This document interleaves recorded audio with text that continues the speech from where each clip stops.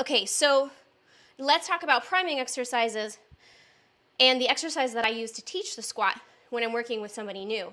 Because you can use these exercises to prime your squats and you can use them to learn to squat. You want to have something sturdy that you can sit on. You want to have something sturdy that you can sit on. This is a little low, but ideally you want something that's going to be like where your thighs can be parallel or like maybe a little bit above parallel. And what you're going to do is practice where you put your weight in your foot. When you're squatting, you want to have a nice balance between your weight being in the balls of your feet and your heels. You don't want to have anything too forward or too far back. So what you can do is practice pressing your heels and the balls of your feet into the ground while you're kind of shifting your weight forward into your feet. So it's like you're just pushing your weight forward, not necessarily coming up off of the bench or the box.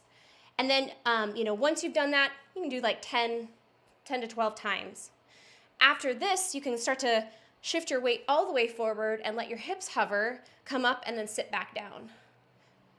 So this is kind of like preparing your body and teaching your body what the bottom of the squat should feel like. And at this point, you can put your hands on your thighs if you want to feel the quadriceps engaging. As you do this, feel the quadriceps engaging, feel the glutes firing up as well. Those are the main movers, right? And then as you get more comfortable with that, you can practice standing all the way up and then sitting all the way down from here. So standing all the way up, trying to keep your weight in the balls of your feet and your heels, and then pushing your hips back and sitting down. So this is a great way to retrain yourself if you have like a bad habit of getting up from a seated position in a way that maybe you feel knee pain, right? If you feel knee pain when you tend to get up out of a chair, it may be because your knees are coming forward and you're putting strain on your knees. So I'll see this a lot, where people like have their knees come forward, heels are kind of off the ground, and then they stand up like this, or they'll right? And they're kind of like leaning forward. If you are standing up that way, that's definitely going to put strain on your knees. So you want to practice having your weight further back, balance between the balls of your feet and your heels. So as you're standing up, you're pressing into the balls of your feet and your heels, and then sitting down in a similar way. So this is a box squat, a full box squat.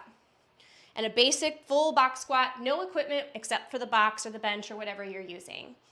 And to build onto that, you can do the box squat without just sitting down all the way. So you start standing, you pretend like you're going to sit down, let your butt actually touch the box, and then come back up. So you're coming down and coming up. So you're just letting your butt tap the box, but you're not actually sitting down. And the more comfortable you get with that movement, you can step forward, take the box away, and pretend like the box is behind you, and now you're doing a squat. So all of these exercises are the ones that I use to teach my clients how to squat properly. And I might assign them in isolation as part of their priming exercises, once I teach them.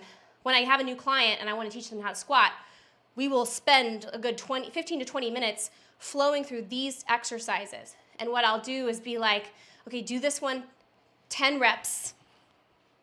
10 reps on the heel presses, and then rest, shake it out. And then we might do it again 2 more times. Or we might do, okay, now let your hips come up. Go for 10. And if you are not used to doing any kind of movement like this, you may be feeling really, really tired after just doing 10 of those. And that's okay. The whole point of when you are learning to exercise is you want to learn the technique so that you can stay safe, but also work at the level that you need to work in order to build muscle. Wherever it is that you feel challenged, that's where you should be working. So if you feel like your muscles are getting if you're getting tired and your muscles are burning by just doing 3 sets of 10 here, then that's your squat, and that's what you should do for your squats. You might not necessarily need to add anything else. So these all are exercises that you can use in the beginning to train yourself how to squat, and then that could be your squat practice. But you're gonna reach a point where, because your body will adapt and you'll get stronger, you're gonna need more, right? So these exercises will become your warm-up. They'll become your priming, the exercises that you do to prepare yourself for heavy squats. And so that's how you can use priming exercises to learn the squat, and then they later on become they're like a little review, a little mini review before you do your challenge.